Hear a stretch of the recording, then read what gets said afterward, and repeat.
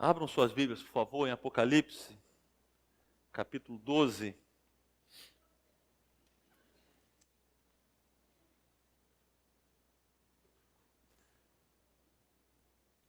Nós vamos caminhar um pouquinho mais aí no texto hoje, pensando aí nos inimigos dos santos. Pode passar aí, Fabiana, não sei quem mais está lá. O texto vai falar aí dos inimigos dos santos. Talvez o nosso contexto, a gente sempre tem repetido isso aqui, né? A gente está distante desse contexto de perseguição religiosa. É claro que nós temos dificuldades, não é? Por amarmos o Senhor, mas uma notícia como você está em casa e você recebeu a notícia de que a igreja foi trancada com pessoas aqui dentro, como nós estamos agora, e tacaram fogo na igreja. Isso aconteceu aqui, aí isso acontece numa igreja de São Paulo, isso acontece lá em Salvador. Qual seria o impacto disso para você? Isso já aconteceu bastante no Egito, no nosso tempo. As estatísticas dizem que pelo menos 100 mil pessoas são mortas pela sua fé em Jesus todos os anos, no nosso tempo, né? Estava olhando ontem rapidamente no site daquela missão Portas Abertas, e eles falam em 200 milhões de crentes sendo severamente perseguidos. Não mortos, mas sendo perseguidos por sua fé em Jesus, no nosso tempo. Então, aqui nós não temos essa perseguição religiosa acirrada ainda, não é? Mas alguns irmãos nossos, durante o nosso tempo, têm enfrentado essas situações. Dificílimo, né? É algo dificílimo. No primeiro século, isso também estava acontecendo. No final do primeiro século, quando o livro de Apocalipse foi escrito, nós temos falado isso aqui. Alguns perderam parentes, perderam vizinhos, perderam irmãos da igreja em algumas daquelas cidades.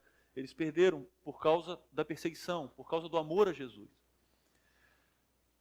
E de maneiras que os capítulos 12 e 13 do Apocalipse são uma resposta a um questionamento. Olha, por que isso tudo está acontecendo? Por que tanta luta? Por que tanto sofrimento? E aí João então vai escrever, o Senhor revela para ele, e ele vai falar sobre os inimigos dos santos, os inimigos dos salvos, que estão atuando no mundo. Atuavam no primeiro século, o inimigo atuava no primeiro século, atua hoje, e esses inimigos juntos vão atuar no futuro. E é uma palavra então de alerta, mas também uma palavra de encorajamento. Porque no meio dessa fala nós vamos encontrar mais um cântico. Apocalipse é o livro dos cânticos. Você quer ler, quer encontrar cânticos no Novo Testamento, lê Apocalipse. Você tem um cântico ali falando da vitória daqueles que confiaram no Cordeiro, da vitória por causa do sangue do Cordeiro. Então, um resumo já inicial aqui do que vamos ler. Espero que você não desista aqui no meio e vá embora, tá certo? Não desista. Um resumo aqui. Primeiro nós temos um alerta para assumirmos a postura de soldados no campo de batalha. Então a vida cristã não é brincadeira.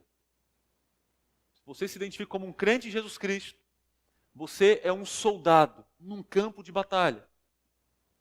Nós temos também a explicação apresentando o mundo invisível. E no nosso tempo é muito forte as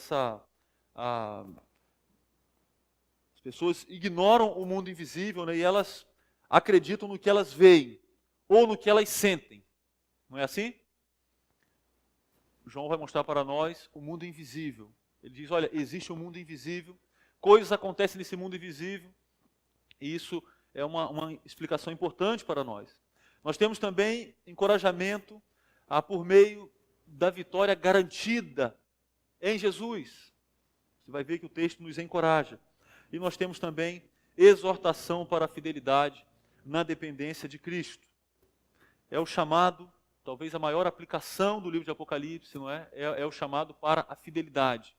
Num contexto contrário à fé, num contexto de resistência à fé, num contexto de zombaria da fé. E enquanto cantávamos, eu estava lembrando do que o apóstolo Pedro escreveu, e você vai lembrar talvez, ele falando, olha, nós lidamos com homens zombadores, que dizem, cadê aquele Jesus que prometeu voltar? Olha só, ele não voltou até agora. E isso o apóstolo Pedro está escrevendo no primeiro século.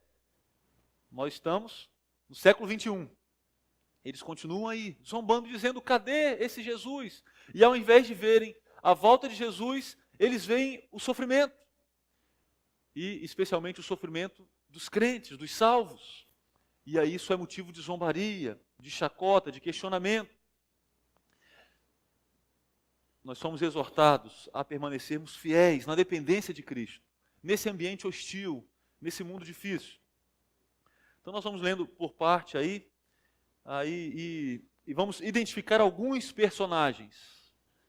Adivinham quantos?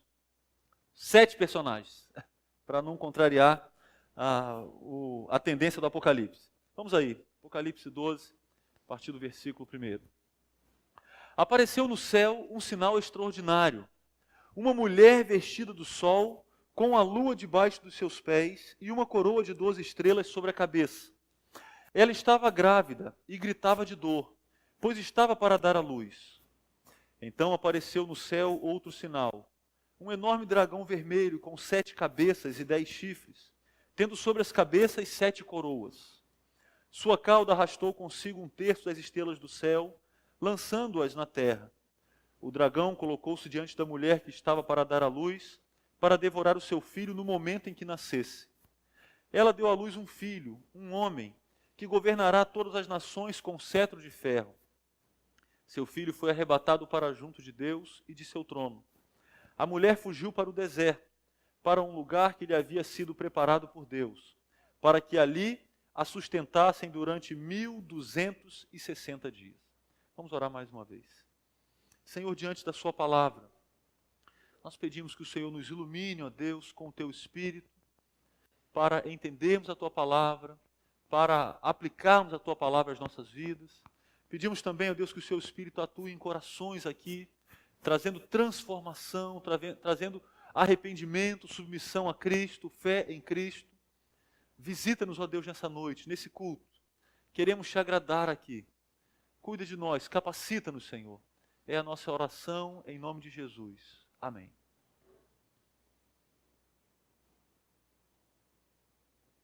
Então, nessa primeira parte que fala da mulher e o dragão, você já percebeu aí, há um estilo diferente, não é, que João usa para descrever essa porção. E ele está usando aqui um estilo conhecido, um estilo literário conhecido dos primeiros leitores.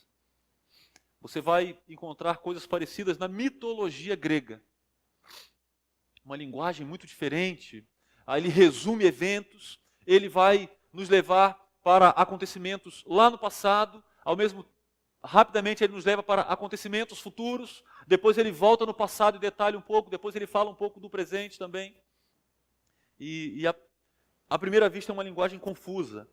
Por isso que as Escrituras, para que você tire proveito das Escrituras, você precisa ser um trabalhador aplicado. Você precisa ser um leitor aplicado. Você não pode ser um leitor preguiçoso. Leu rapidinho e reclamou que não entendeu e foi embora. Não pode ser assim. Você precisa avançar, perseverar, por alguns anos. E aí nós vamos crescendo e vamos aprendendo, entendendo as Escrituras. Por isso que a pregação existe também. A pregação é para nos ajudar no entendimento das Escrituras. Então nós temos aqui, primeiro personagem é uma mulher, e ela está vestida do sol, e talvez você já lembra daquele sonho de José. Lembraram do sonho de José? Que ele conta para os seus irmãos, e os seus irmãos entendem que ele está falando de uma posição de honra que ele teria, quando o sol e a lua se curvam diante dele. Aqui a mulher está vestida com o sol, e ela tem a lua debaixo dos seus pés, ela tem uma coroa de 12 estrelas, e parece que esse 12 não está aí por acaso. Nós entendemos que essa mulher é a nação de Israel. Quem é essa mulher? Nós entendemos, e aqui muitos estudiosos entendem que é a nação de Israel. Parece que não é muito difícil ligarmos essa mulher à nação de Israel. Ela representa o povo de Deus, e ela está grávida. Então, uma linguagem simbólica, não é? De quem a nação de Israel está grávida? De quem você lembra? Do Messias. prometido lá desde Gênesis 3, de onde ele viria, da nação de Israel. E João então está descrevendo aqui, de maneira simbólica, a nação de Israel, o povo de Deus, aguardando a chegada do Messias. O livro então ele faz referência ao início da trajetória do povo de Deus, lembra lá o sonho de José, mas ele também vê um dragão vermelho, com 7 cabeças e 10 chifres. Ele tem autoridade, não é? Ele fala aí ele tem poder quando fala de chifre. E 7, já temos falado aqui no Apocalipse, é algo completo. Quando ele fala também que ele tem 10 chifres, quando você vai no livro de Gênesis, você vai e olha para o número 10, dá também a ideia de algo completo. Então, esse dragão, ele tem bastante poder. Quem é o dragão? O dragão é Satanás. Uma maneira figurada, e o texto ele vai falar isso na frente, que é Satanás. O dragão é um inimigo declarado da mulher e do seu filho. Então as suas intenções são as piores possíveis, como lemos aí. Ele odeia a mulher e o seu filho. O outro personagem que surge na história é o filho da mulher, que é Jesus. Versículo 5. Aliás, versículo 4, o dragão ele está diante da mulher e a sua intenção, olha aí no final do versículo, a sua intenção é devorar o filho no momento em que ele nascesse. Ele odeia o filho que essa mulher está esperando. Ele odeia o Messias, porque o Messias, da perspectiva dele, é um concorrente. Aliás, lá em Gênesis 3,15, o Senhor já falou sobre isso, não é? Que da descendência da mulher viria aquele que esmagaria a cabeça da serpente. E ele o odeia. Ele odeia a mulher também. No versículo 5, olha o resumo que ele faz de Jesus, da história dele. Ela deu à luz um filho, um homem, que governará todas as nações com cetro de ferro. E aqui uma referência clara a Jesus. Você pode voltar lá no Salmo 2, no versículo 9. Essa promessa está lá. Que ele vai governar com cetro de ferro. Porque ele é o herdeiro legítimo do trono. Ele é o primogênito do Senhor. O herdeiro, ele tem autoridade. Mas rapidamente, olha o que o texto diz: seu filho foi arrebatado para junto de Deus e do seu trono. Então, João não conta, não fala sobre o batismo de Jesus, não fala sobre os seus milagres, ele não fala sobre a sua morte, ele não fala sobre a sua ressurreição, ele fala sobre a sua ascensão. Então ele resume as coisas aqui. E ele fala da ascensão. Seu filho então foi arrebatado para junto de Deus e de seu trono. Jesus então já esteve na terra, já exerceu seu ministério, já morreu, ressuscitou e agora ele voltou para o céu. O plano de Deus está em curso. Olha a história, quantos anos de história resumidos aqui. Antigo Testamento, os Evangelhos, tudo resumido aqui. O plano de Deus está acontecendo e o inimigo está presente. A presença do inimigo não invalida o plano de Deus. Não faz com que Deus tenha que buscar alternativas. O seu plano está sendo executado, mas o inimigo está presente.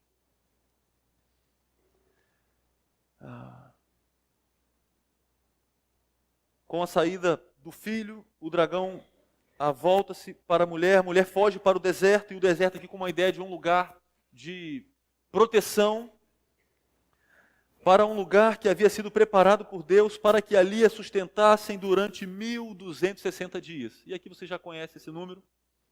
Então, pelo menos, bom de matemática, você vai ficar estudando Apocalipse. 3 anos e meio, que é o mesmo que 42 meses, fez a conta rapidinho aí, que é o mesmo que 1260 dias. 3 formas de falar a mesma coisa. Só que vai aparecer ali também tempo, tempos e meio tempo, que está se referindo a 3 anos e meio. 1 ano, 2 anos e mais meio ano. Mesma coisa. Está falando aqui de um tempo limitado. Está falando do cuidado de Deus sobre a nação. A expressão numérica faz com que lembremos de Daniel 7, 25, também 12, 7, onde ele anuncia ao último ato de afronta a Deus. Aqui ele significa que o dia do mal é curto, temporário e controlado por Deus. Sempre controlado por Deus. Sempre debaixo da soberania de Deus. Então o dragão receberá permissão para se rebelar pela última vez por um período breve. Mas o povo de Deus será cuidado por ele durante todo o tempo.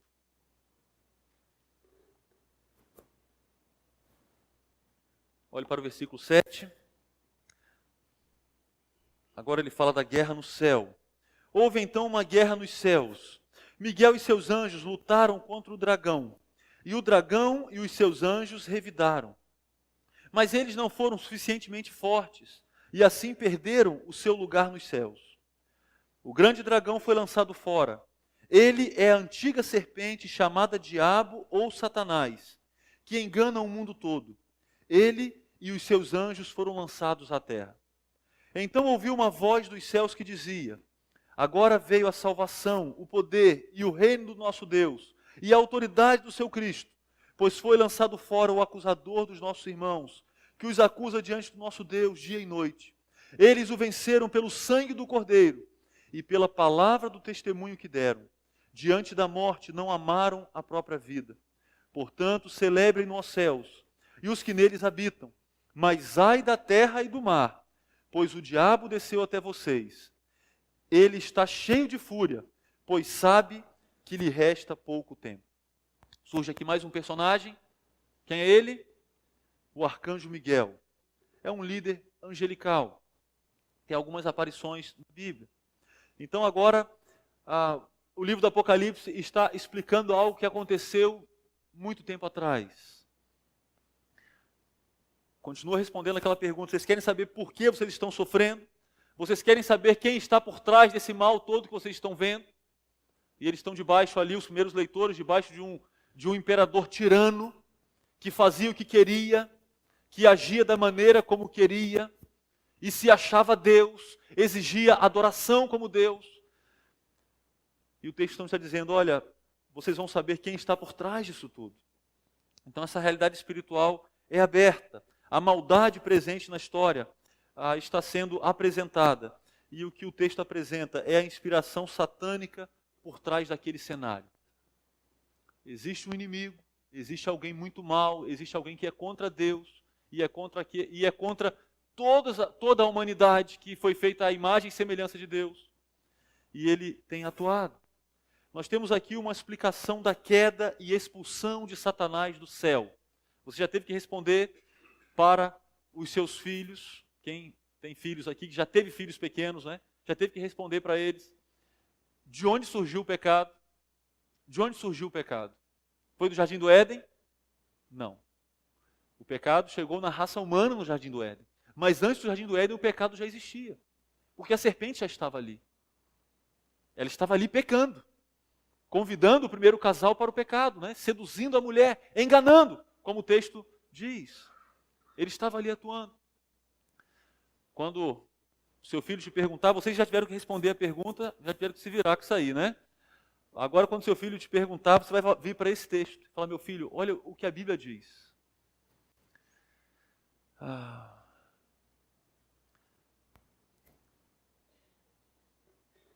Houve uma guerra no céu.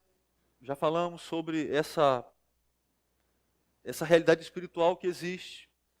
E naquele afã de ser como Deus, naquele desejo pecaminoso, Satanás ele foi expulso do céu e juntamente com os seus anjos. Eles perderam o lugar nos céus.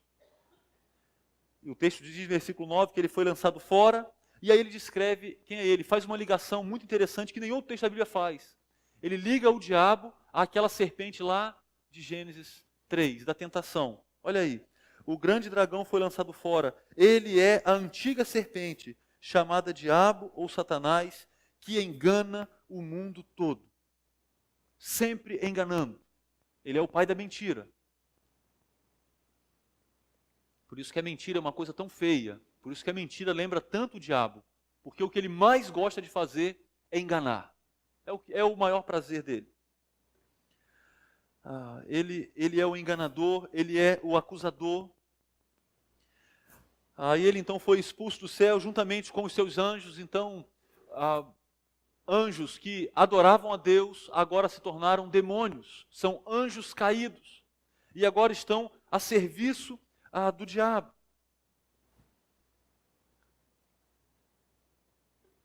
Mas nesse momento, João ouve uma voz forte no céu, mais um cântico, e fazendo um contraste aqui.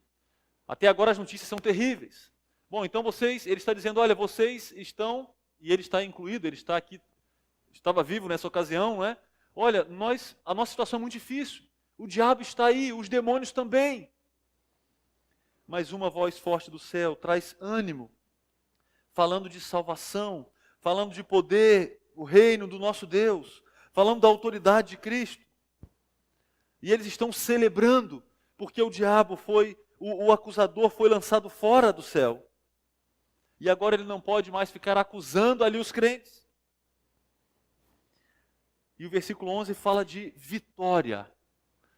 Um texto que parece ser, e que normalmente nós evitamos, né? Evitaríamos e evitamos, porque parece ser um texto tão pesado. Ele fala de vitória. Mas olha qual o tipo da vitória que o texto fala. Eles o venceram pelo sangue do Cordeiro. Mais uma vez, João está nos lembrando que a vitória de Jesus não será conquistada no futuro. Apocalipse não fala do dia em que Jesus vencerá. O Apocalipse fala do dia em que veremos essa vitória escancarada e todos a reconhecerão. Mas essa vitória foi conquistada lá atrás, na cruz, no Calvário. Por isso, quando nós ceamos, como fizemos hoje pela manhã, com tanta alegria e também com contrição, nós celebramos a vitória do Cordeiro. Nós celebramos a vitória que recebemos por meio do seu sangue.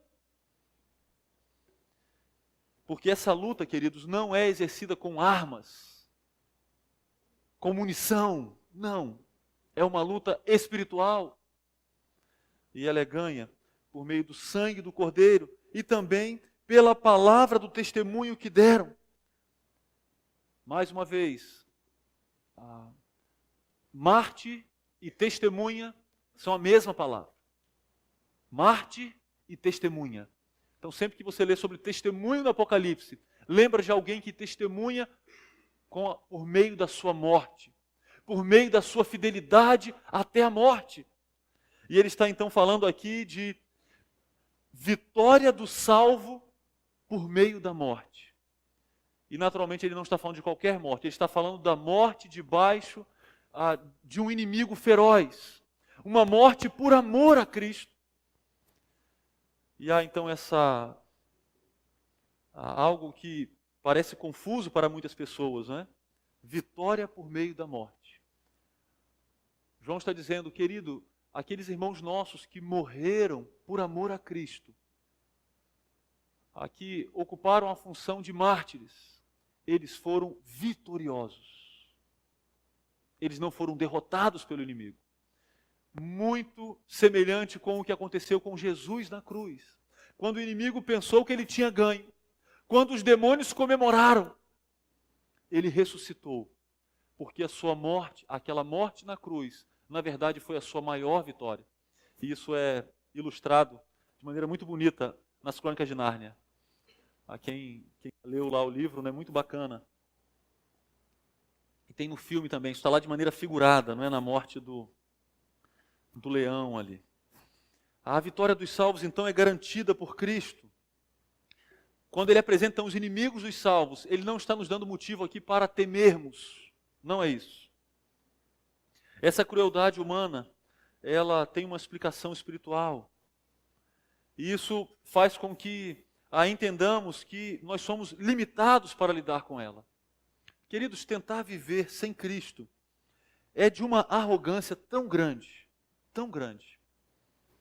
O texto está dizendo que existe um inimigo que odeia não só os crentes, ele odeia todo ser humano.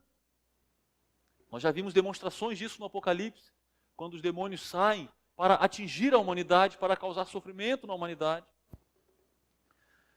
Quando alguém vive então sem Cristo e acha que é suficiente o que ele tem, o que ele faz, isso é um engano e uma arrogância, porque nós lidamos com coisas maiores do que nós. O texto está revelando que há uma realidade espiritual e nós precisamos então de alguém que é maior do que nós, para nos fazer vencedores e capazes de lidar. O acusador não tem direito jurídico, porque os salvos foram justificados por Cristo.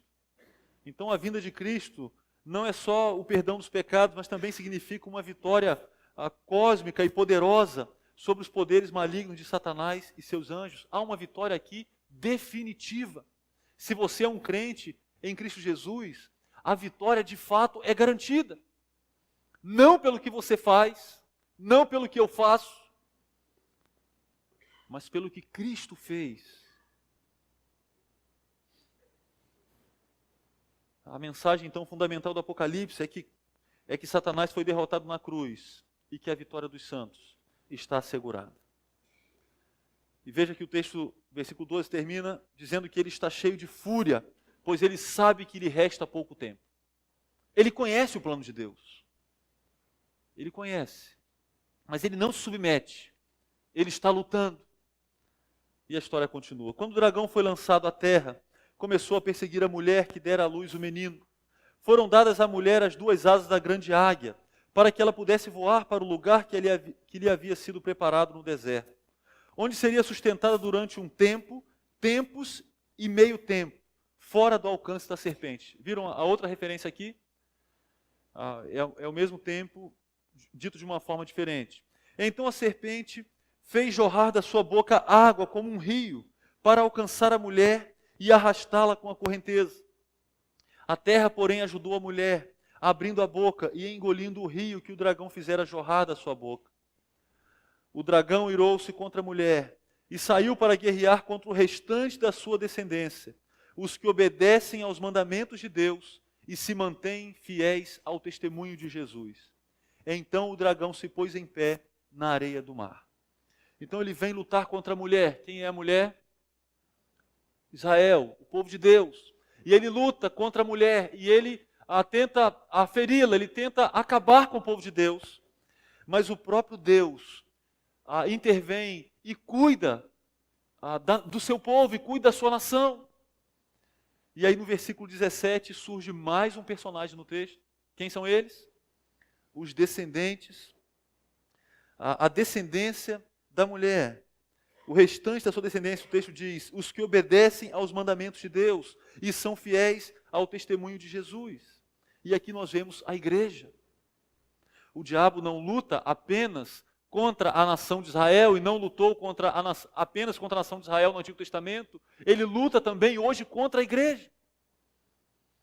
Essa é a sua maior tarefa, esse é o seu maior propósito. Ele odeia o povo de Deus, ele odeia os salvos. Mas a fidelidade da igreja se faz possível pela fidelidade de Jesus. E ela também é modelada pela lealdade dele. É isso que o texto diz, versículo 17. E é justamente a fidelidade dos salvos que o deixa mais irado. Um texto do Antigo Testamento que nos ajuda um pouco a entendermos o que João está escrevendo aqui, é aquela passagem de Jó, é o livro de Jó. Você lembra da indignação de Satanás com a integridade de Jó, com a obediência dele, com a sua piedade, e ele o acusa diante de Deus. E aí Deus, como alguém já disse, ele aumenta a corrente. Porque alguém já falou que a figura do diabo no mundo é daquele cachorro que fica preso numa corrente com um cabo de aço. Na sua casa já teve um cachorro assim? Né? Na roça faziam isso, né? O cachorro ficar perto da casa. Se um terreno for grande também, eu já vi isso em alguns lugares, né? E aí fica aquele cachorro numa corrente e um cabo de aço. Se você passar fora do alcance dele, vai bem. Se você vacilar e chegar perto, meu amigo, já era, não é? E aí o Senhor vai e diz, bom, vá lá. E aí o diabo recebe a autoridade da parte de Deus para agir na vida de Jó. E é o que ele faz, com toda a sua crueldade, com toda a sua ira, com toda a sua maldade. ele mata a sua família. E aí ele não se conforma, ele retira os seus bens. Jó era muito rico, com uma família próspera. E aí ele volta para Deus. E aí agora Deus deixa que ele mexa na sua saúde. E ele faz um ditado, não é? Ele fala um ditado lá, uma coisa intrigante, ele diz, pele por pele e tudo que o homem tem dará pela sua vida. Ele diz, olha, o homem, se tem uma coisa que o homem valoriza é a sua saúde. Ele quer ter saúde. E aí Deus agora dá mais, estica mais lá a corrente. E ele vai lá agora e age no corpo de Jó. Impressionante. É uma figura, algo que aconteceu de fato, mas que ilustra o que está sendo proposto aqui em Apocalipse 12, 13. O inimigo agindo debaixo da permissão de Deus. E da perspectiva do inimigo, ele está causando mal, porque o propósito dele é mal. Ele quer provocar o pecado, ele quer provocar a destruição, mas Deus tem propósitos bons. E ele continua atuando de maneira soberana.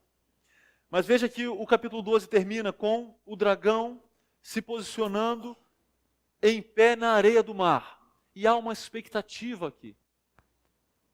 Viu uma besta que saía do mar, tinha 10 chifres e 7 cabeças, com 10 coroas, uma sobre cada chifre, e em cada cabeça um nome de blasfêmia. Mais um personagem aparece. A besta que sai do mar. Nós vamos ter aqui 2 bestas. É um texto aterrorizante aqui, a descrição que é feita dela é de algo amedrontador, não é? A besta que vi era semelhante a um leopardo, mas tinha pés como os de urso e boca como os de leão, e boca como a de leão. O dragão deu à besta o seu poder, o seu trono e grande autoridade. Uma das cabeças da besta parecia ter sofrido um ferimento mortal, mas o ferimento mortal foi curado.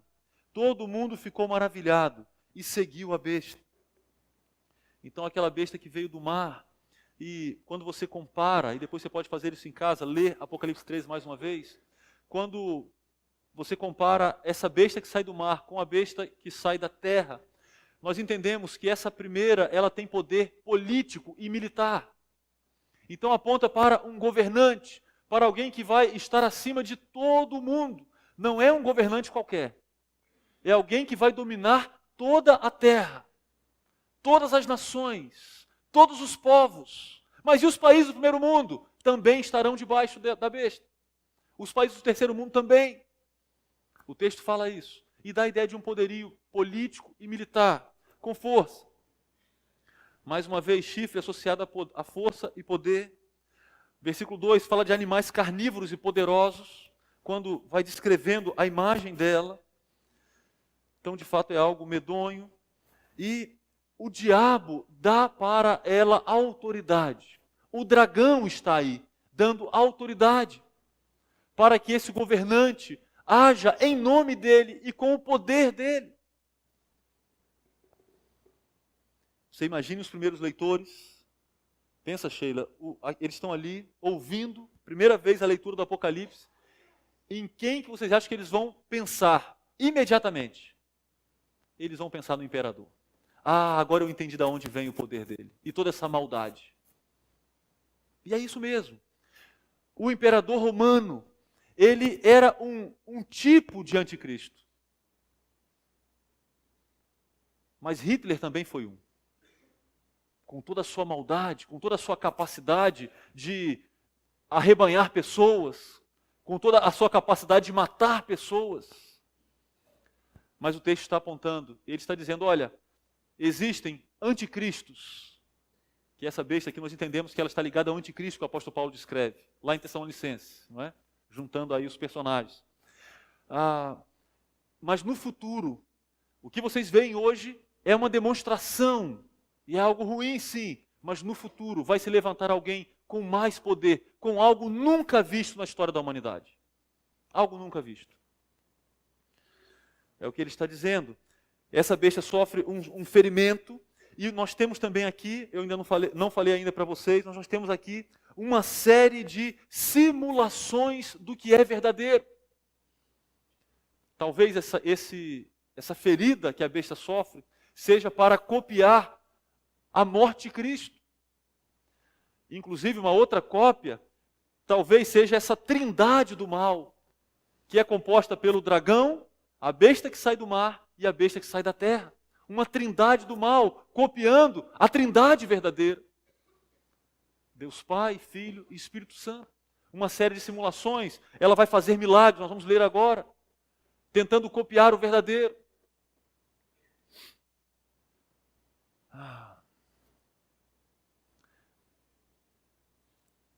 Nós lemos que o mundo todo ficou maravilhado, não é isso? E seguiu a besta. Final versículo 3, olha o versículo 4. Adoraram o dragão, que tinha dado autoridade à besta. E também adoraram a besta, dizendo: quem é como a besta? Quem pode guerrear contra ela? À besta foi dada uma boca para falar palavras arrogantes e blasfemas. E lhe foi dada autoridade para agir durante 42 meses. Mais uma vez, um tempo limitado. E ela recebe algo, ela recebe autoridade. E aqui, da parte de Deus, ela recebe permissão para agir. Não aprovação, mas permissão.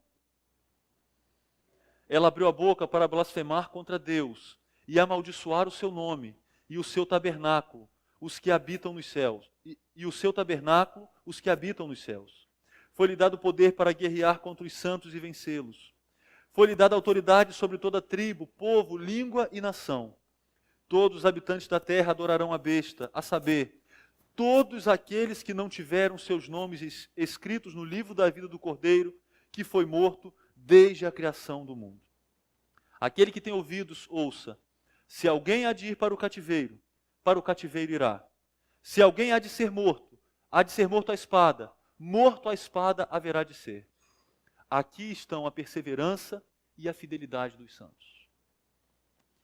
Então ela tem, essa besta que sai do mar tem autoridade, tem poder, ela é admirada por pessoas do mundo inteiro.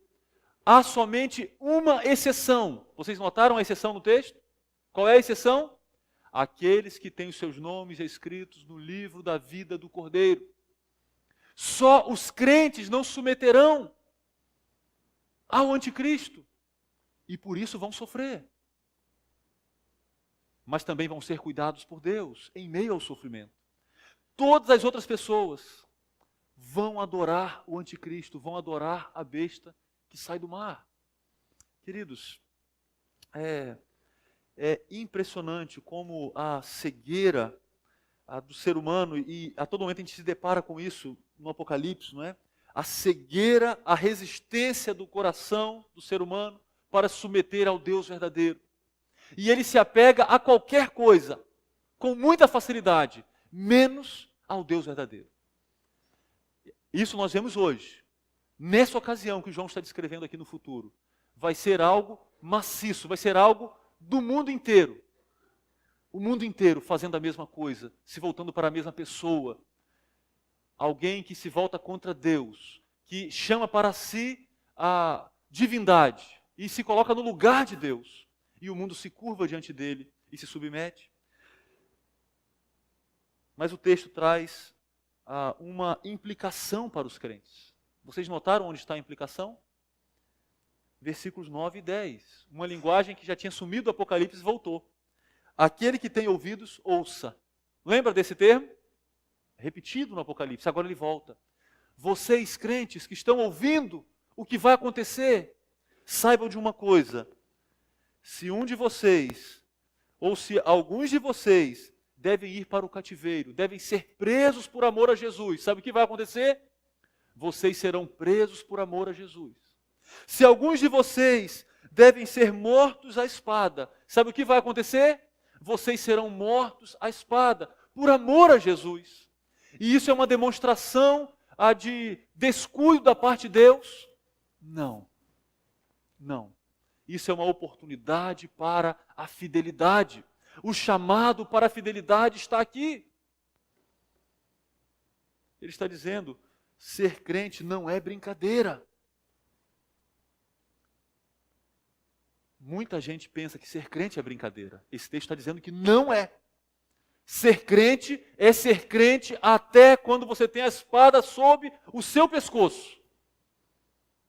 e alguém dizendo, negue a Cristo para você viver. E você diz, eu amo a Cristo e eu morro por Cristo. Isso exigirá dos crentes uma fé inabalável de que Deus ainda é Deus, como nós cantamos aqui, e de que Ele ainda está governando o mundo e o seu reino está acima de tudo. Esse vai ser o tempo de que as pessoas vão questionar abertamente, mas o crente vai dizer, há um rei, há um trono, não existem dois reis, não existem dois tronos. Esse rei que está aí é o falso rei. O verdadeiro rei é o meu Salvador. E eu vou encontrá-lo. E por isso que há um contraste no Apocalipse, quando a gente chegar lá no capítulo 20, e vamos ver o reino de Cristo, que ele já foi brevemente antecipado no final do capítulo 11. Vamos para o nosso último personagem. Então vi outra besta que saía da terra, com 2 chifres como cordeiro, mas que falava como dragão. Ou seja, ele está simulando. Ele tem 2 chifres, ele parece um cordeiro. Mas quando ele fala, ele lembra o quê? O dragão. Então ele está simulando. Você lembra de Jesus? Lobos, se disfarçando de ovelhas, está aqui. Exercia toda a autoridade da primeira besta em nome dela, e fazia a terra e seus habitantes adorarem a primeira besta, cujo ferimento mortal havia sido curado. E realizava grandes sinais, chegando a fazer descer fogo do céu à terra à vista dos homens. Por que muitos estudiosos entendem que essa besta que sai da terra é alguém que tem poder religioso? A primeira tem poder político-militar. Essa agora tem poder religioso. Ela lida com a religião, ela lida com a fé das pessoas. E ela tem um propósito de direcionar as pessoas para a besta que saiu do mar. Promover a adoração dela. Então ela destaca o ferimento que foi curado. Ela realiza sinais. Que perigo é viver dependendo de milagres. Queridos, olha, no fim dos tempos, isso vai ser uma armadilha terrível. Já tem sido no nosso tempo. E no fim dos tempos vai ser uma armadilha maior ainda. Porque olha só o que ela faz. Ela realiza grandes sinais, chegando a fazer descer fogo do céu à terra à vista dos homens. E aqui nós temos mais uma simulação. Você lembra das 2 testemunhas que fazem milagres para pregar o Evangelho? Parece que elas estão copiando as 2 testemunhas. Mas o propósito dela não é pregar o Evangelho. O propósito dela é apontar para a adoração à besta que saiu do mar. Versículo 14. Por causa dos sinais que lhe foi permitido realizar em nome da primeira besta, ela enganou os habitantes da terra. Ordenou-lhes que fizessem uma imagem em honra à besta que fora ferida pela espada e contudo revivera. Foi-lhe dado poder para dar fôlego à imagem da primeira besta, de modo que ela podia falar e fazer que fossem mortos todos os que se recusassem a adorar a imagem. Também obrigou todos, pequenos e grandes, ricos e pobres, livres e escravos, a receberem certa marca na mão direita, ou na testa, para que ninguém pudesse comprar nem vender, a não ser quem tivesse a marca, que é o nome da besta ou o número do seu nome. Aqui há sabedoria.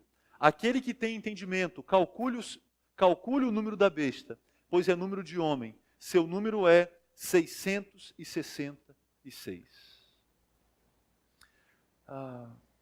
Ela faz milagres grandiosos, ela faz uma imagem, leva as pessoas a fazerem uma imagem, ela dá fôlego para essa imagem, ela está fazendo milagres grandiosos, espetaculares.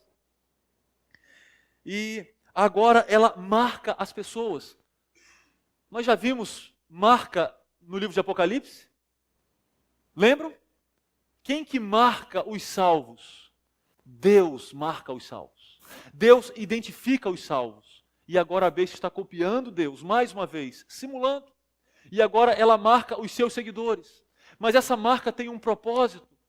Essa marca tem o propósito de exercer domínio econômico sobre todas as pessoas. E o texto é muito claro em dizer que aqueles que se posicionarem contra ela, aqueles que não têm a marca, não poderão comprar ou vender. Ou seja, vão sofrer. Nós vimos aqui naquelas cartas, e alguns vão lembrar, que alguns daqueles irmãos em algumas cidades, eles estavam enfrentando problemas financeiros. Sabe por quê? Porque eles não se submetiam ao esquema que existia. Porque o comércio estava ligado à idolatria. Muito ligado à idolatria. E eles não se envolviam naquelas festas idólatras, que tinham fins comerciais também. E isso trazia para eles, problemas financeiros. Nesse tempo, esse problema, para aqueles que não submeterem à besta, para os salvos, será algo generalizado. Esse poder religioso, então, ele vai ser exercido com esses milagres para promover a adoração da besta que saiu do mar. Então, pensando nos personagens, você pode passar aí, Fabiana? Tem mais um slide aí ou não? Esse daí, isso. Então, olha só os personagens aí. Só para vocês, para melhorar o sonho de vocês hoje, né? Olha aí, ó. Então nós temos a mulher Israel, o dragão Satanás, o filho da mulher Jesus, o arcanjo Miguel, um líder angelical, os descendentes da mulher, a igreja, a besta do mar, alguém com poder político. Nós entendemos que é o anticristo, que o apóstolo Paulo fala sobre ele, 2 Tessalonicenses. E João também vai falar na sua carta. E fala aqui mais uma vez, só que não usa o termo anticristo. E a besta da terra com poder religioso. Nós vamos ver na sequência do texto do Apocalipse, não hoje, falando sobre o falso profeta. Talvez seja uma pessoa só, exercendo as duas coisas. Não sabemos, não precisamos brigar por isso. Nós já temos instruções suficientes aqui para sabermos que será um tempo difícil, mas ao mesmo tempo a soberania de Deus continuará em ação. Isso aqui, mas pastor, mas por que isso? Eu fico inconformado com isso. Por que tem que ser assim? Esse é o plano de Deus. Deus traçou um plano. E Ele revelou esse plano. E esse tempo faz parte do seu plano. E mais uma vez, não há aqui a aprovação de Deus, mas há aqui a permissão de Deus. Nós aprendemos algumas coisas, talvez você já tenha pensado em algumas delas aí. Mas primeiramente, Satanás está por trás desse mundo problemático. Por isso a igreja precisa viver em oração. As nossas armas são espirituais. As nossas armas são espirituais. Nós precisamos orar, queridos. E é verdade que nós não vamos viver aí como caçadores de demônios, não é esse o nosso propósito, o nosso papel. Mas nós precisamos viver como crentes que oram. Oram. Porque o inimigo está aí. E ele age. E ele odeia os crentes. Ele odeia as pessoas. A vida cristã não tem o propósito de ser uma vida pacífica, repleta de prosperidade terrena. E a gente gosta, não é, de preparar as coisas. O problema é quando nós exageramos. E nós esquecemos que nós ainda não estamos em casa. Ainda não chegamos. E a vida cristã aqui, todos então os que se encontram com Cristo, também se deparam com a ira de Satanás. E nós alcançamos a vitória quando vivemos em obediência aos mandamentos de Deus e mantemos o nosso testemunho fiel ao testemunho de Cristo. O império do mal está de volta. É nítido que cresce uma hostilidade contra Deus e sua palavra. Você tem percebido isso? E as pessoas estão se juntando e existem milhares de religiões e seitas espalhadas pelo mundo, mas parece que elas estão se juntando e as pessoas têm falado do valor da fé, independente do que você creia. Elas têm dito isso, você já deve ter ouvido isso, com outras palavras talvez. E o valor da fé tem sido pregado. E quando alguém se levanta e diz, não é o valor da fé, é a fé em Jesus.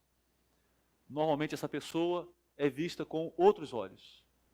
E essa fala é vista como uma fala arrogante, porque todos precisam se chamar de irmãos. E o cristianismo nunca propõe a ira, a violência contra as pessoas. Não, é claro que não. A nossa luta não é com armas. Esse texto não nos chama para nos unirmos como os crentes de todo o mundo e vamos comprar muitas armas e vamos preparar um lugar. Não é esse o chamado. O chamado do texto é para guerrearmos com armas espirituais, é com obediência, com fidelidade. Mas também, nós não vamos odiar as pessoas, mas também não vamos ceder ao que elas querem que nós falemos. Não vamos. Nós vamos falar de Jesus, porque só há salvação por meio dele. A vitória só se dá por meio do sangue do Cordeiro. É o que o texto diz. Como que nós vamos ouvir alguém falando uma mentira e crendo numa mentira, e você vai dizer para agradar a pessoa, que bom, é isso aí, continua, isso te dá paz, continua assim mesmo. Não, não é assim que se testemunha de Cristo. Você precisa falar a verdade, educadamente, falar a verdade, falar de Cristo, e se for preciso, sofrer por Ele. O cristão sempre sofrerá perseguição. Então nós não temos hoje uma perseguição aberta, não é? No nosso país, não temos. Mas é claro que nós temos algum tipo de perseguição. Eu sei que isso acontece com você, você se posiciona lá no seu colégio. Puxa vida, você deve sofrer alguma perseguição lá. Isso acontece com crianças que falam de Jesus. Isso acontece com jovens que se posicionam na faculdade. Eles são perseguidos. Algumas vezes até os professores perseguem. Já aconteceu com você? É possível que tenha sido com alguns aqui. Por amor a Cristo, vale a pena. Se for por uma conduta obediente a Ele, vale a pena, porque a vida cristã é assim mesmo. Não seja enganado. Muitos avaliam hoje pelo que veem. A nossa lição da EBD falou sobre isso. Quem não tem firmeza naquilo que Deus diz em sua palavra, vai cair em coisas das mais loucas possíveis. Então você deve estar pensando aí, puxa, mas se a besta vai realizar tantos milagres, como que eu vou saber? Como que eu não serei enganado? Querido, você está esperando milagres ainda? Você está atrasado. Leia os evangelhos. Jesus já fez os milagres, já demonstrou a sua divindade. Sabe o que nós aguardamos agora? A sua volta gloriosa, nas nuvens, com os anjos. Algo inquestionável, inegável. Não fique aí procurando algum milagreiro para você encontrar Jesus, porque você vai cair numa cilada. Olhe para o céu e cante. Pai, eu queria tanto ver. Faça isso. E você quer milagres? Leia os evangelhos. Leia o Antigo Testamento. E adore a Deus. O Apocalipse promete a vitória dos seguidores de Jesus. Não importa o tamanho do inimigo, a vitória é certa. A ênfase do texto não é no tamanho do inimigo. A ênfase do texto está na garantia da vitória. Porque o mal, ele será derrotado. Você se alegra com isso? Fica um pouco preocupado, né? Fica um pouco preocupado, mas é isso aí, vida cristã precisa de vigilância. Jesus fala, olha, várias vezes, olha só, você não pode ficar dormindo não. Você tem que estar ativo, acordado, não é? A ideia ali é de vigilância mesmo. Nós vamos louvar ao Senhor, bendizê-lo por essa vitória e vamos estar alertas, empunhando as armas espirituais. Não é isso? Colocando aquela armadura, que o apóstolo Paulo já falou dela para nós. Aquela armadura que é capaz de resistir ao mal.